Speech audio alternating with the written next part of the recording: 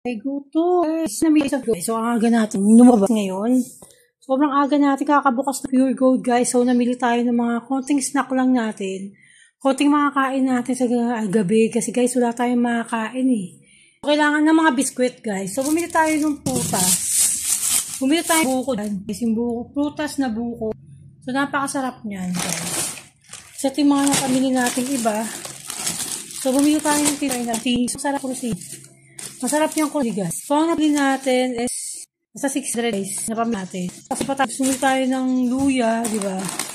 Bumili nito yung mga natin, guys. Ito, yung Presto, yung chocolate. Bumili tayo ng feminine wash.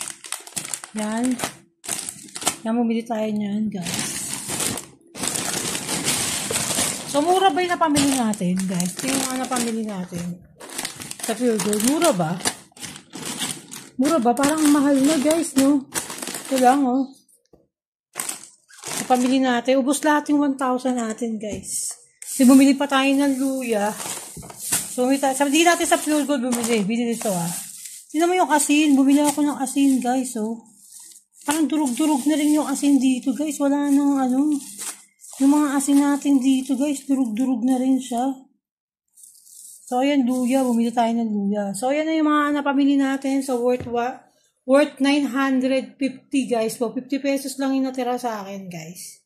So, ayan lahat yung mga napamili natin, guys. So, sana nagustuhan nyo ang ating vlog for today. Maraming salamat sa new subscriber. And thank you sa lahat ng mga nanonood ng aking live. So, don't forget to subscribe to my channel, Amora Vlogs. And comment down below. And like all my videos. Bye-bye.